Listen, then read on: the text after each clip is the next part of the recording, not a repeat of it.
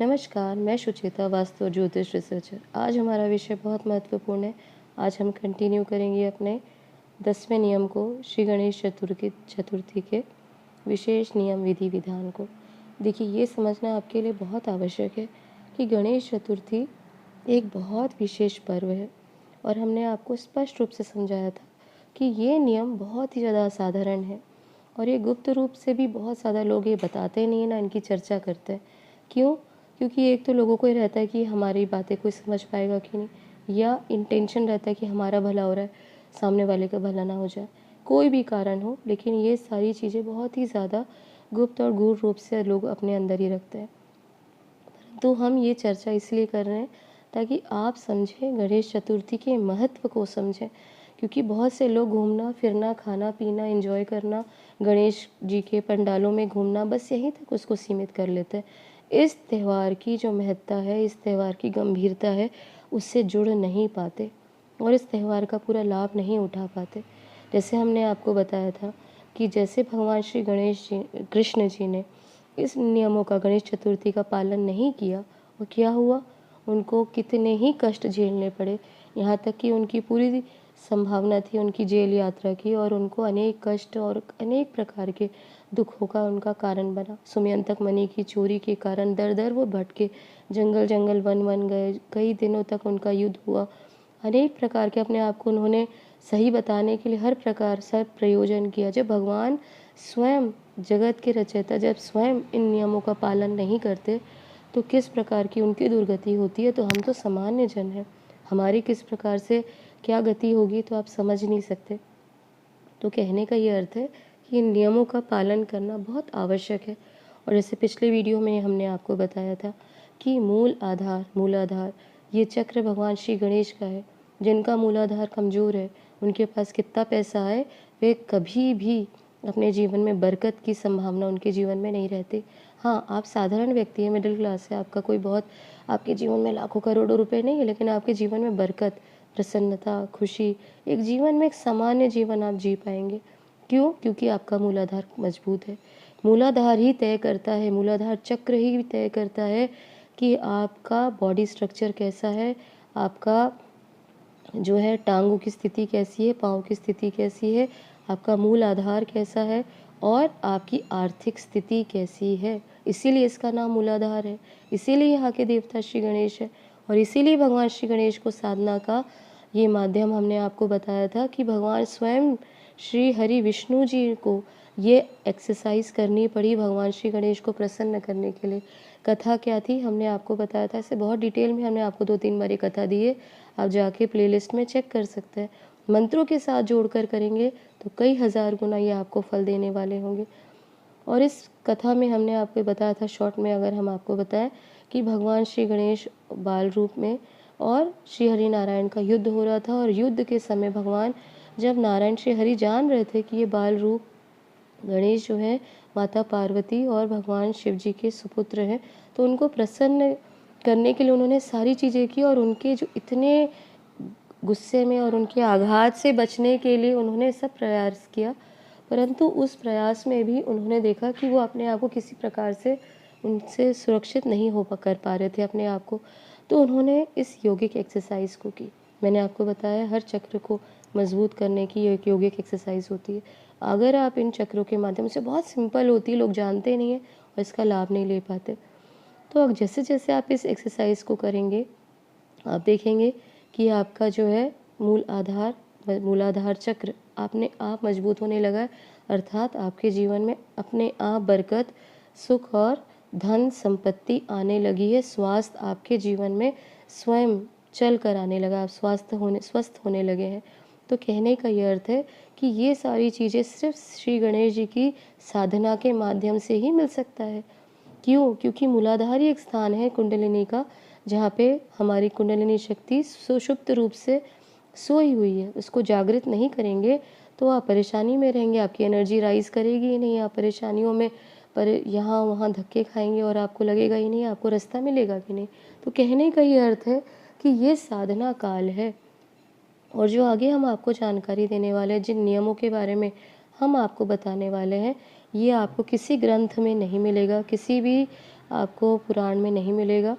किसी भी आप सनातन धर्म की पर जाके आप इसको चेक कर सकते हैं और किसी भी गुरु के माध्यम से, सिद्ध गुरुओं के माध्यम से भी ये जानकारी आपको नहीं मिलेगी, क्योंकि ये रिसर्च बेस हम आपको जानकारी देने वाले हैं। तो कृपा करके इसको सुनिए और अपने जीवन में इसका लाभ उठाइए और खुद एनालाइज़ कीजिए कि जो जानकारी हम देख रहे हैं वो आपको कितना समझ में आ रहा है और आप कितना उससे कनेक्ट कर रहे हैं।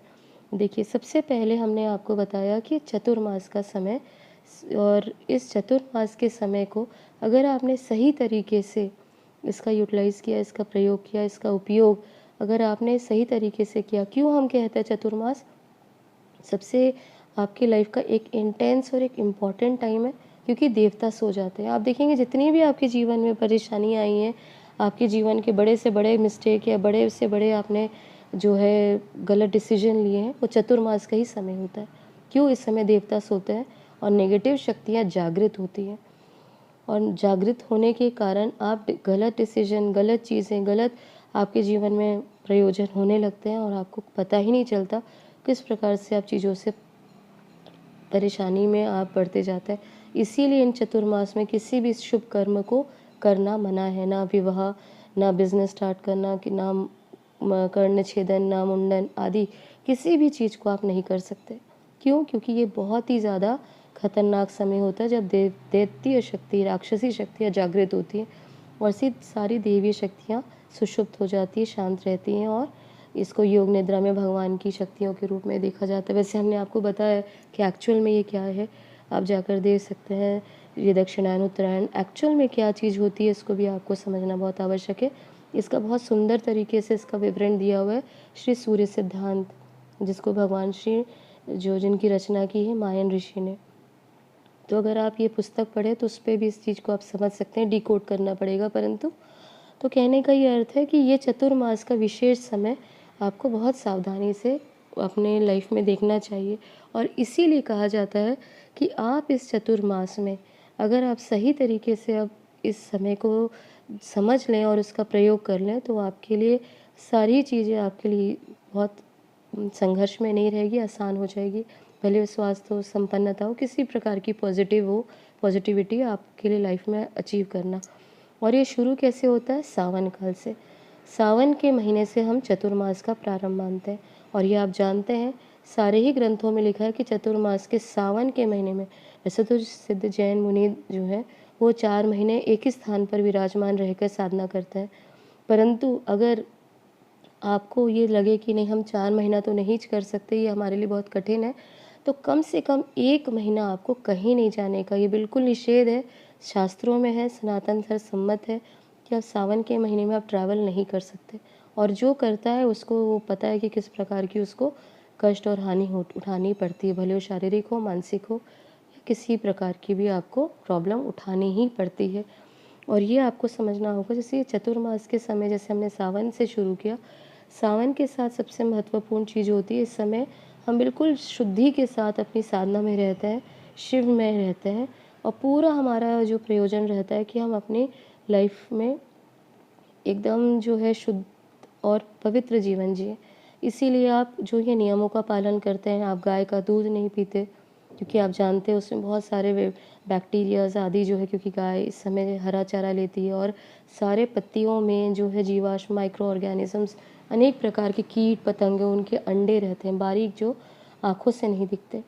तो इससे आप अपने आप को अवॉइड करते हैं, और ये पूरा कम से कम 1 महीना, वैसे तो 4 महीना कहा जाता है कि भाजी नहीं खाना चाहिए, परंतु हमने आपको बताया कि इस महीने, एक सावन का महीना जिस समय पानी बहुत ज़बरदस्त जो सावन का रहता है, उस समय 1 महीने का तो बहुत ही ज़्यादा जो ज़रूरी नियम होता है कि आप किसी प्रकार का पत्ती, साग, जिसे हम कहते हैं पत्तियों का जो है भक्षण ना करें, उसको भाजी, साग के रूप में उसको ग्रहण ना करें, नहीं तो आपके पेट में अनेक प्रकार के जो है अंडे, जो खतरनाक जीव ऑर्गेनिजम्स, जो कीट पतंगे आदि सब के हो सकते हैं, और आपको वर्ष भर बीमार रखने के लिए काफ़ी है। तो इसीलिए इन नियमों का पालन किया जाता था। और साथ ही साथ हमने आपको बताया था सावन के महीने में प्रारंभ होने के पहले आपको पहले ही चेता दिया था कि 12 महीनों में सिर्फ एक यही महीना होता है जिस समय आप मछलियों को नहीं छूते, मछलियों को टच नहीं करते, भले आप कितना भी मांस भक्षी हो। इस समय मछलियों को टच करना या उनका सेवन करना बहुत बड़ा महापाप के रूप में देखा जाता है और सिर्फ वर्ष भर नहीं, जीवन भर इसका आपको दुख उठाना पड़ सकता है, क्योंकि इतना खतरनाक नियम होता है। सावन के नियमों के बारे में हमने आपको चर्चा की थी। इसके साथ में आप देखिएगा कि जो ये सावन के बाद लगता है भादों का महीना, क्योंकि ये हमको पता है, जो हम शरीर शुद्धि की बात करते हैं तो ये 40 डेज़ का टाइम पीरियड होता है। 40 डेज़ आप देखें कि आपको कंप्लीट आपके लाइफ में प्योरिटी और जो है पवित्रता और शुद्धि जो आप अपने बॉडी में मेंटेन करते हैं, उस सात्विक भोजन के माध्यम से आप इस 40 डेज़ को, हम जैसे मान लिया कि पहले शुरुआत की आपने सावन के पहले से, क्योंकि हम नियम को अपने लाइफ में अडॉप्ट करने लगते हैं सावन के साथ। और साथ ही साथ इसके बाद में आप देखें कि किस प्रकार से इस समय हम गणेश चतुर्थी और उसके पहले हम मनाते हैं कृष्ण जन्माष्टमी। कृष्ण जन्माष्टमी का समय तो बिल्कुल ऐसा रहता है कि आप अपने अंदर जितने भी जो है प्रेम करुणा के भाव को जागृत करें, क्योंकि भगवान श्री कृष्ण स्वयं, उनका नाम ही कृष्ण, आकर्षित करने वाला प्रेममय, और जो है सिर्फ उनका अगर आसपास जाएगा तो अनकंडीशनल लव। उन्होंने राक्षसों को भी मारा, परंतु उनकी भी मुक्ति का उन्होंने प्रयोजन तय किया। तो कहने का ये अर्थ है, आपकी लाइफ में ऐसे बहुत सारी चीज़ें हो रही होंगी जिनके साथ आप कनेक्ट नहीं कर पाते उन एनर्जीज़ के साथ में, तो उनको लेट गो करिए, परंतु ग्रजेस और नेगेटिविटी अपने अंदर मत आने दीजिए, क्योंकि ऐसी एनर्जी को आपको एंटरटेन करने की ज़रूरत नहीं है अपने अंदर। लेकिन एकदम शांत भाव रखना आवश्यक है, जैसे कृष्ण जी का निर्लेप और बिल्कुल निर्विकल्प रूप से वो सबके साथ में समभाव में जीते थे। यही चीज़ हम इस समय देखते हैं। उसके बाद हम देखते हैं कि ये भादों की हरियाली, ये जो हरियाली तीज के बाद में ये नेक्स्ट आता है ये अमावस्या।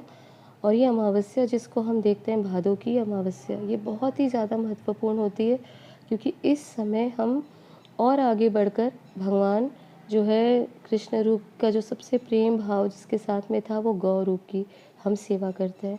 और यहाँ छत्तीसगढ़ में इसको हम मनाते हैं पोला तिहार के रूप में। और आप जानते हैं कि ये समय चतुर्मास का हेवीली नेगेटिव माना जाता है, क्योंकि नेगेटिव एनर्जी ही जागृत है, तो वो ये अपना ही काम करेंगी।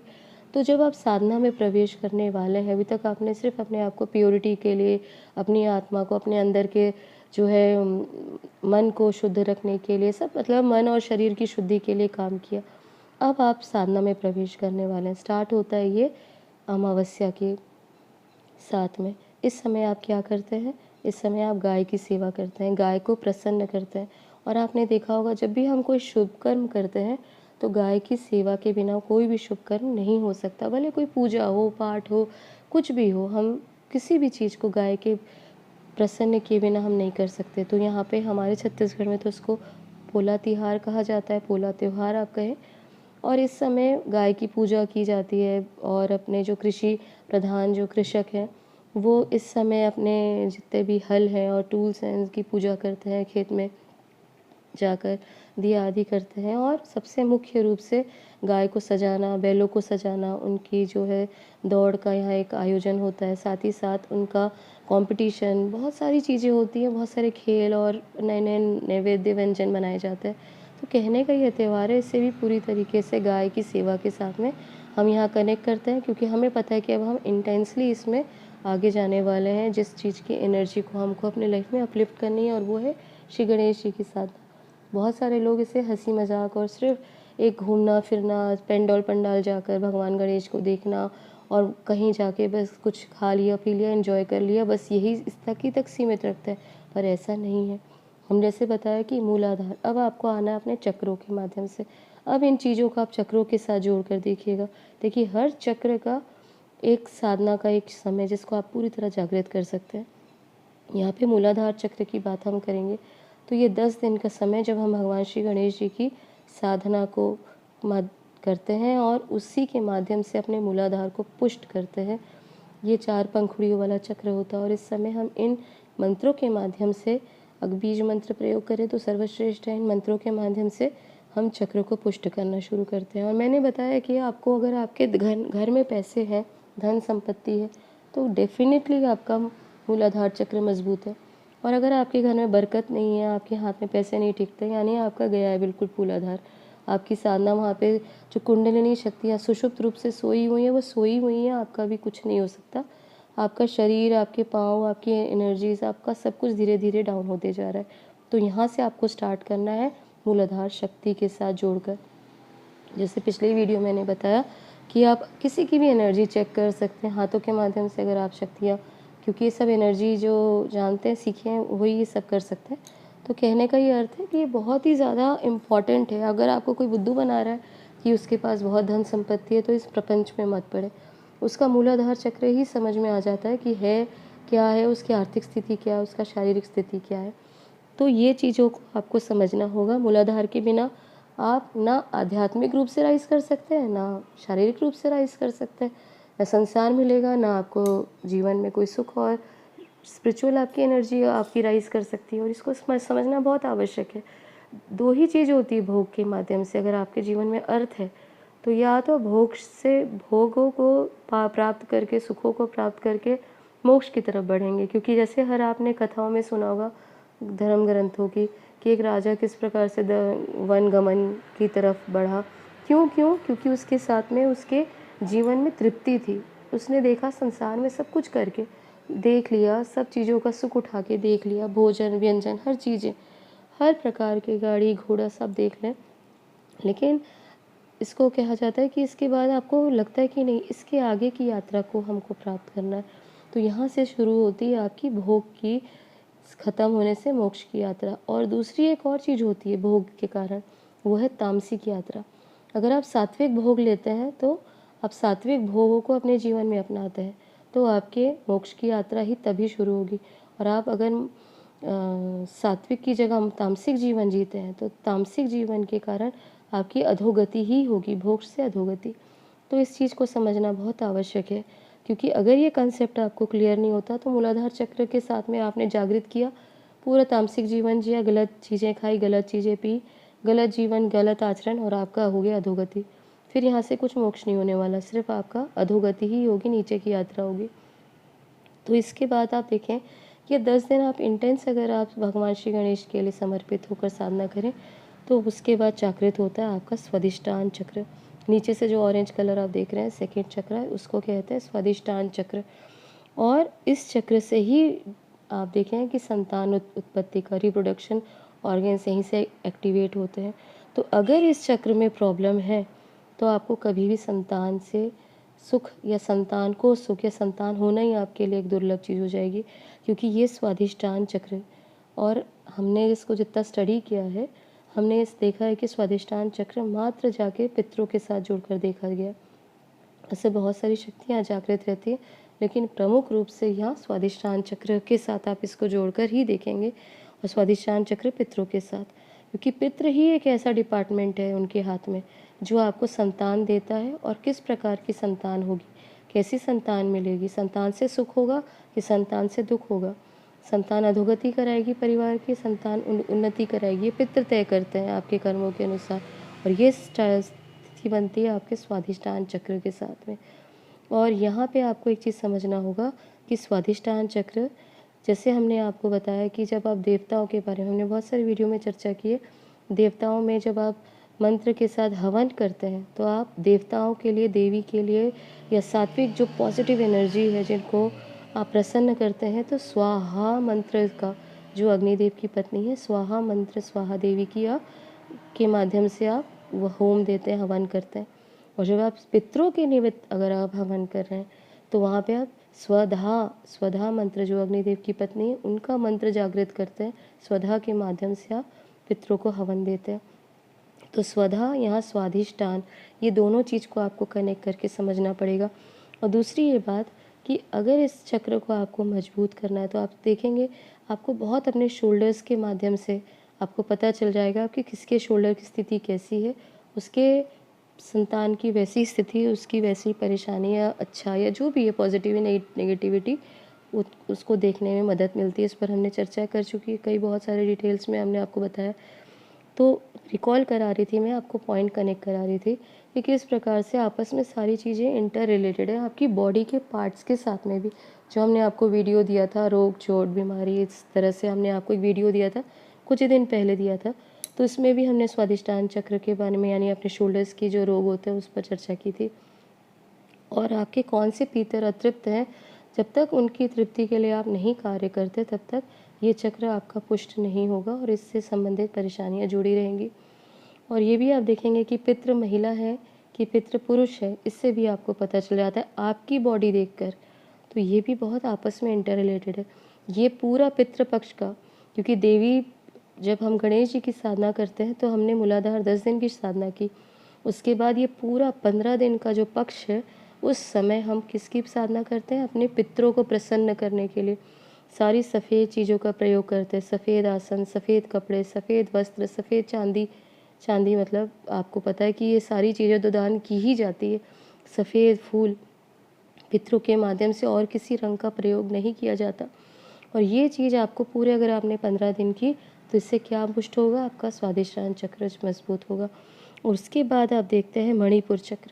मणिपुर चक्र अग्नि का तत्व है। अग्नि यानी साक्षात देवी शक्ति, और यहाँ पे शक्ति का वास होता है। और आपको ये पता है कि पितृपक्ष के बाद क्या तुरंत शुरू होता है? नवरात्रि, 9 दिन माता की साधना।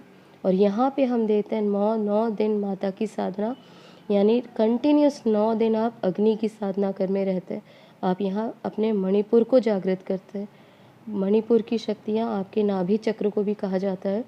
नाभि चक्र के साथ अगर आप ये साधना करें तो आप देखेंगे कि आपकी जो माता की साधना कई कई गुना बढ़ जाती है। और यहाँ पे आप देखें उसके बाद ये माता की साधना के बाद आप पूरी नेगेटिविटी ख़त्म करके आप बढ़ते हैं अपनी आगे की साधना, यानी अनाहत चक्र की साधना। अनाहत चक्र की जब हम बात करते हैं तो यहाँ पे वो वास करती है शक्तियाँ जो आपके हृदय के निकट है, कि हृदय चक्र भी कहा जाता है इसे।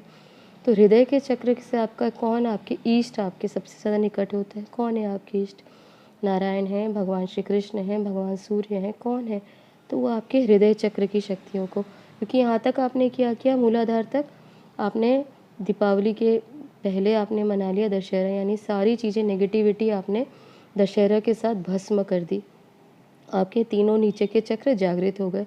ये मूल चक्र है नीचे के, अगर ये चक्र जागृत हो गए तो ऊपर की साधना आपके लिए और स्वतः ही आसान हो जाती है। तो उसके साथ अनाहत चक्र, और यहाँ पे जैसे मैंने बताया ये 15 डेज़ आप रेगुलरली अपनी साधना जो हम नवरात्र के बाद मनाते हैं वो है अनाहत साधना। और इसके बाद विशुद्धि, और विशुद्धि ये 15 डेज़ आपने अपने आप किसको प्रसन्न किया? आपने प्रसन्न किया अपने इष्ट को। उसके बाद बारी आती विशुद्धि चक्र की। ये दिवाली का समय है। दिवाली का समय यानी माँ लक्ष्मी को, और लक्ष्मी माता की साधना को बहुत से लोग मात्र क्या समझते हैं? माँ धन की देवी है, धन देने वाली। नहीं, गलत। माँ का मतलब ही नहीं मालूम आपको।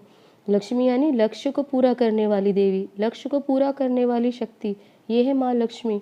आपको इससे संतान, अष्ट लक्ष्मियों में संतान लक्ष्मी, गज लक्ष्मी और इस प्रकार से अष्ट लक्ष्मी अलग अलग है। सिर्फ धन को देने वाली नहीं, धन, धान्य, धान्य लक्ष्मी।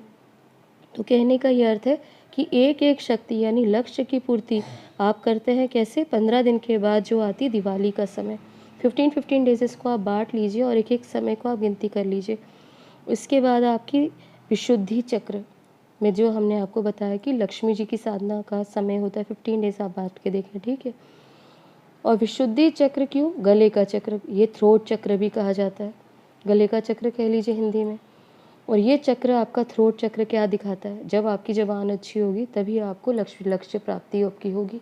कहा जाता है ना हमारे छत्तीसगढ़ी में, क्योंकि मुख से ही मतलब मुख का इतना इम्पोर्टेंस दिया गया है कि सारी अच्छी या बुरी चीज़ें आपको मुख के माध्यम से प्राप्त होती है। तो यहाँ से आपको समझना होगा कि जिनका मुंह बहुत ख़राब है और जो लोग गलत भाषा का प्रयोग यानी अब्यूज़िव लैंग्वेज यूज़ करते हैं, उनका अधोगति निश्चित है। आप बोलेंगे हाँ, हम तो बहुत सारे लोग देखे हैं, बड़े-बड़े लोग देखे हैं जो अब्यूज़िव लैंग्वेज यूज़ करते हैं। हाँ, उनका पुण्य है, पास्ट लाइफ कर्मा जो है उनका पुण्य उनका काम दे रहा है, उनकी शक्तियाँ अभी जो है दिख रही है, उनका पैसा सब कुछ। लेकिन अगर अब्यूज़िव लैंग्वेज है तो विशुद्धि चक्र मजबूत नहीं रह सकता, वो धीरे धीरे आपका वो एनर्जी खो देगा।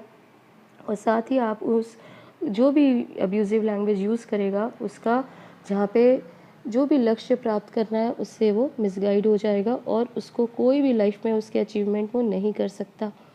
और आपको ये देखेंगे कि अब्यूज़िव लैंग्वेज भारत की नहीं है, ये जो आक्रांताएँ थे ये गंदी भाषाओं को यहाँ पे लाए। हमारे भाषा की अगर आप स्टडी करें, रिसर्च करें तो आपको सबसे गंदी भाषा मिलेगी। तो कोई बोलेगा सबसे गंदी गाली, अगर गाली की बात कर रहे हैं हम, क्योंकि अब्यूज़िव भाषा यानी गंदी जो भाषा का प्रयोग करता है, गंदी गाली का प्रयोग करता है, तो सबसे गंदी गाली हमारे सनातन धर्म में जो अगर आप ढूँढेंगे तो निर्गुरा, जिसका गुरु नहीं है, निगुरा, ये गाली थी, बहुत गंदी गाली थी निगुरा, और इसका तो गुरु नहीं है। और अगर इससे भी गंदी गाली देखें तो वह है कृतघ्न, यानी जो कृतज्ञता की है वो भूल जाए। तो इस तरीके से, या नमक हराम जिसको हम कह सकते हैं ईज़ी भाषा में, तो नमक हराम ये गालियाँ थी। हमारे इस देश में जब आक्रमण हुआ, आक्रांता आए, और ये मुग़ल आक्रांताओं के साथ में ये गंदी गालियाँ आई। अन्यथा पहले भारत में ऐसी भाषा का प्रयोग नहीं किया जाता था, महिलाओं का सम्मान किया जाता था। और जैसे-जैसे ये गंदी भाषा आई, और वैसे-वैसे आप देखेंगे कि भारत का पतन शुरू हुआ। और जिस भी व्यक्ति का पतन होना ही है और होता ही है, अगर ये विशुद्धि चक्र को कमज़ोर कर दे, क्योंकि उसको लक्ष्य मिलेगा ही नहीं। आप सोचेंगे कुछ, करेंगे कुछ। और यहाँ पे आपको ध्यान रखना है, विशुद्धि चक्र की अधिष्ठात्री देवी होती है माँ सरस्वती। माँ सरस्वती को प्रसन्न किए बिना आप किसी भी लक्ष्य को प्राप्त नहीं कर सकते।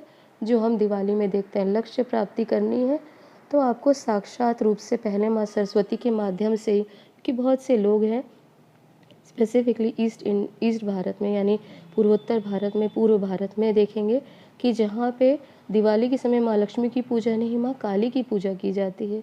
और माँ काली की वहाँ पे अनेक जो है, कई लोग अपने रात भर जग के वहाँ पे पंडाल में भोग आदि सब, बहुत सुंदर व्यवस्था रहती है।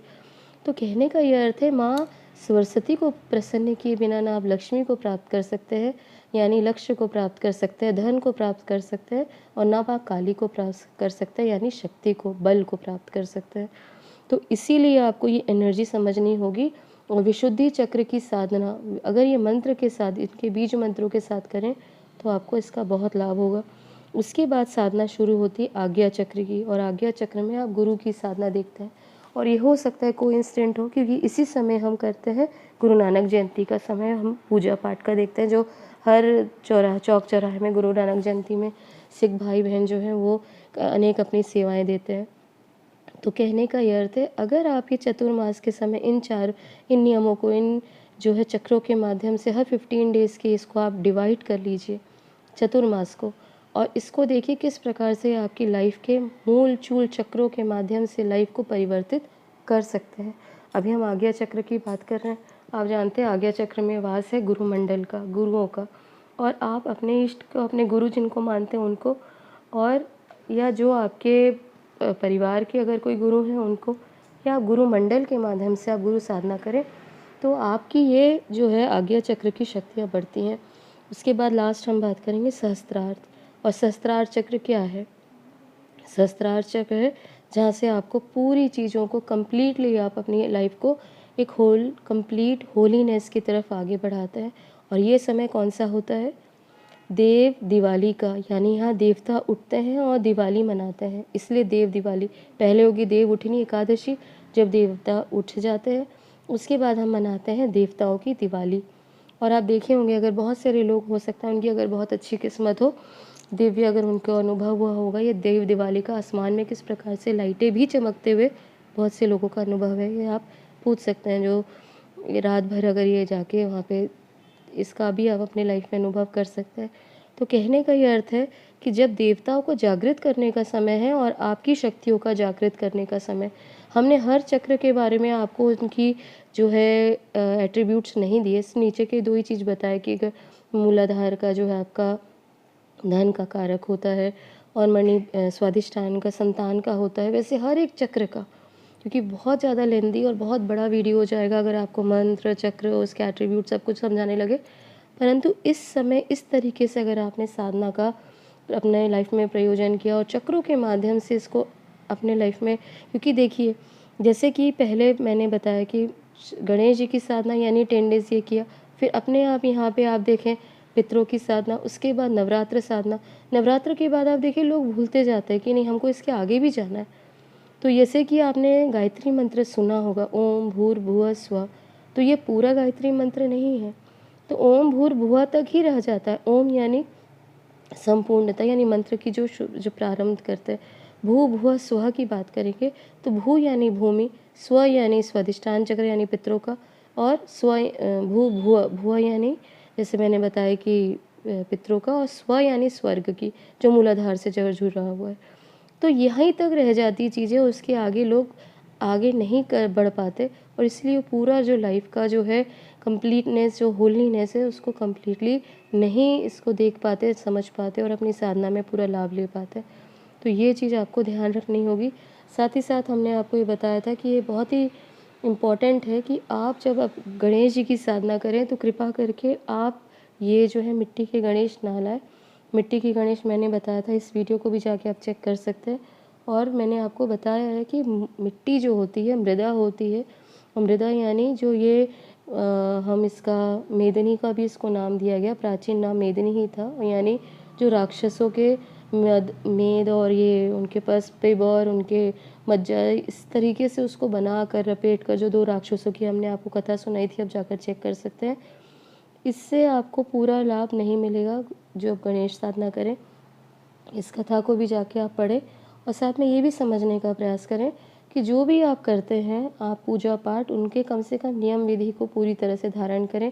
और जो ये साधना का समय है, इस समय अगर आपकी मूर्ति सही रहेगी तो आपकी जो जो आप प्राण प्रतिष्ठित मूर्ति के माध्यम से, क्योंकि जो आप मिट्टी की मूर्ति लाते हैं ये बहुत ही ज़्यादा अनऑस्पिशियस होती है और इससे आपको पूरा लाभ नहीं मिलता साधना का, भले आप कितने ही भोग नैवेद्य आदि को प्रदान करें भगवान श्री कृष्ण को, गणेश जी को, या किसी भी अपने इष्ट या देवी देवता को। तो इसीलिए मैंने आपको इस वीडियो में बताया था कि प्रयोजन आपका रहना चाहिए, ताकि आप जो करें सही करें, भले आप उसके आगे ज़्यादा चीज़ों को आप नहीं जोड़ पाएँ, ज़्यादा प्रपंच नहीं कर पाएँ, तो कृपा करके इसका ध्यान रखिएगा। हो सके तो छोटे से गणेश जी गोबर के बना लें, या मेदिनी में यानी मिट्टी में ही मिट्टी का जो मार्जन करना, जो हम बहुत सारे सिद्ध महात्मा बताते हैं, आप जाके इसको देख सकते हैं, चेक कर सकते हैं कि इस प्रकार से गौगव्य के माध्यम से जो है इसका मार्जन किया जाता है मिट्टी का, उससे मूर्ति आदि बनाई जाती है।